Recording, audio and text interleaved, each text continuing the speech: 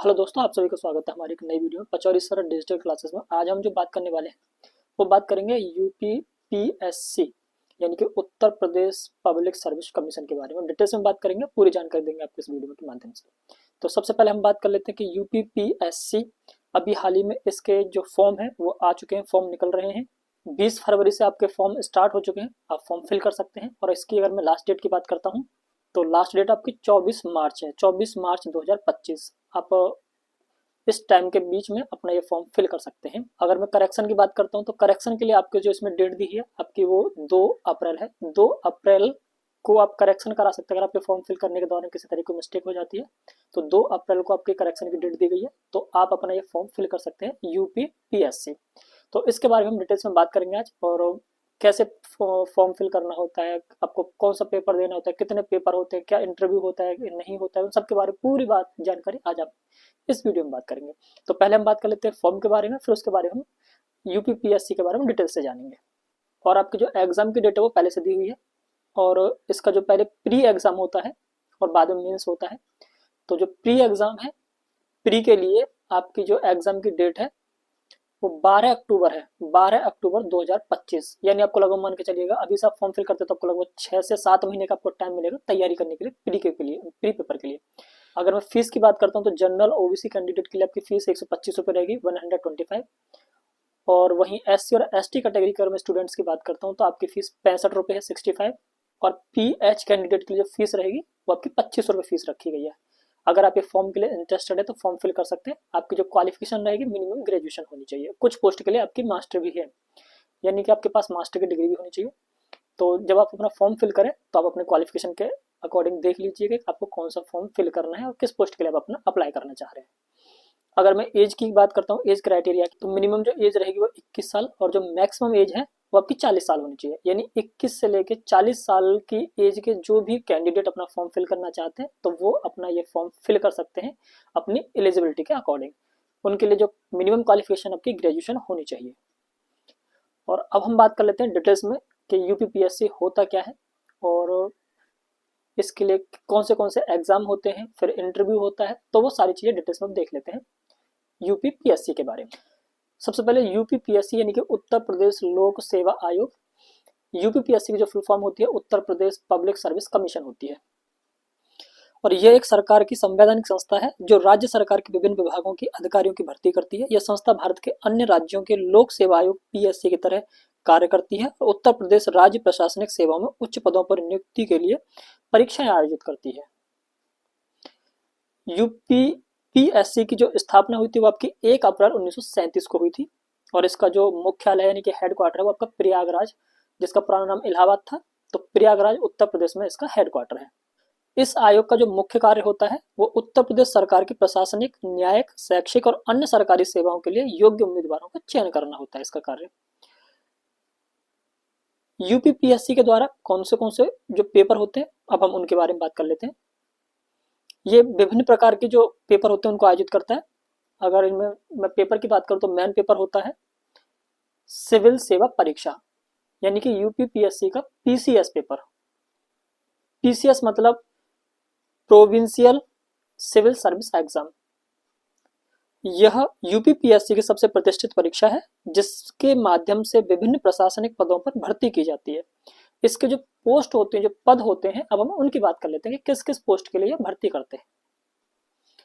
इनमें जो पोस्ट होती हैं वो आपके डिप्टी कलेक्टर यानी कि एसडीएम, सब डिविजनल मजिस्ट्रेट, जो प्रतिष्ठित पोस्ट है इनकी वो एसडीएम की होती है।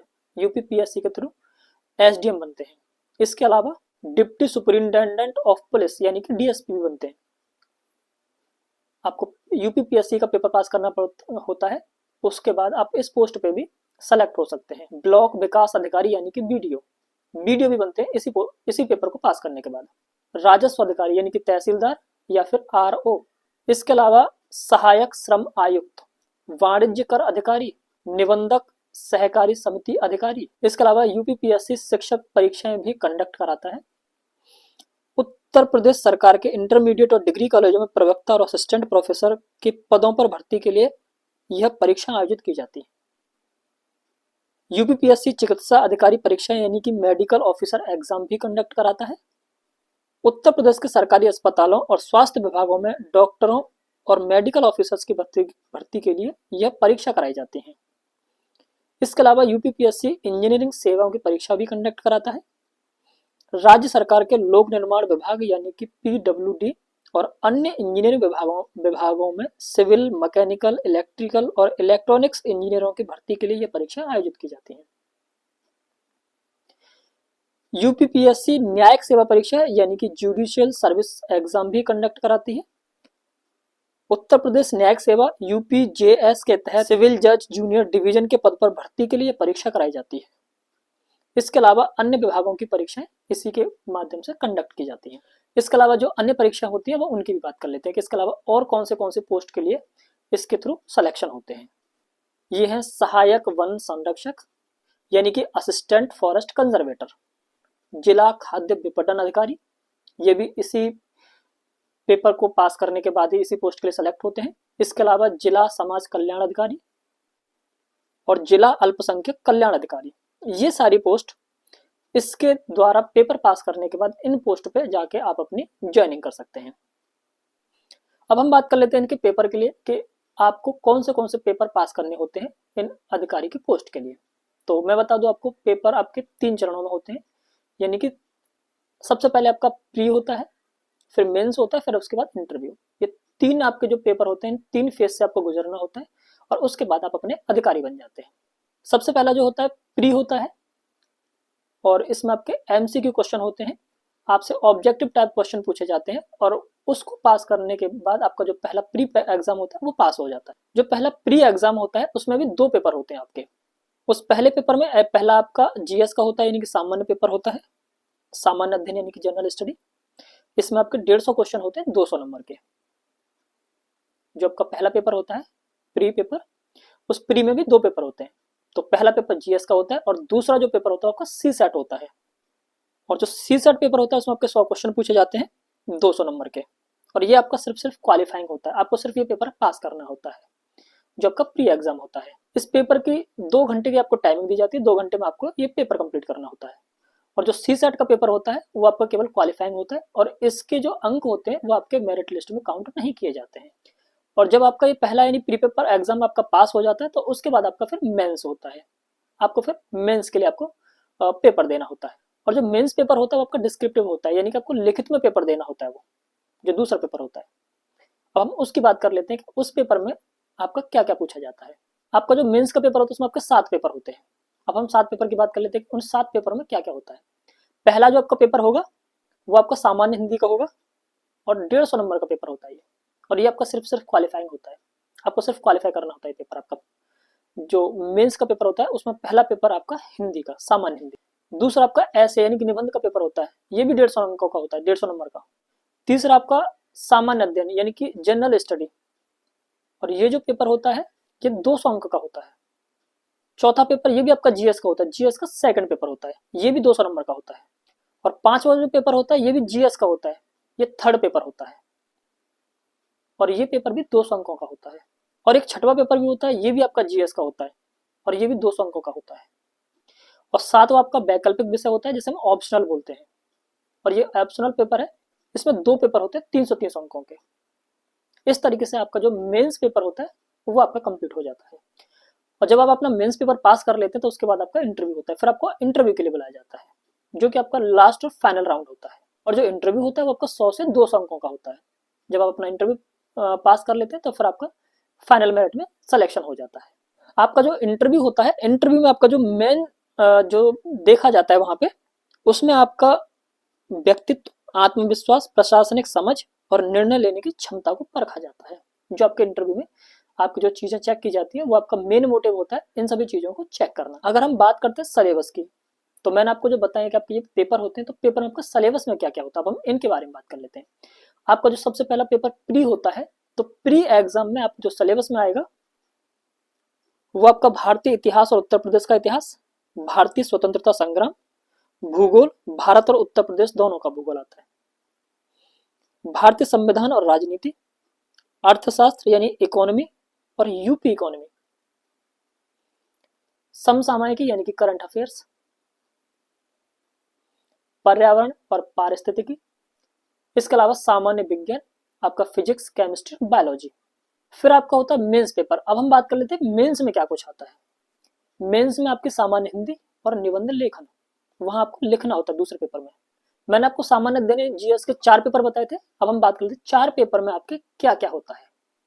सामान्य अध्ययन जो पहला पेपर होता है उसमें आपका भारतीय इतिहास, उत्तर प्रदेश का इतिहास, भूगोल और समाज।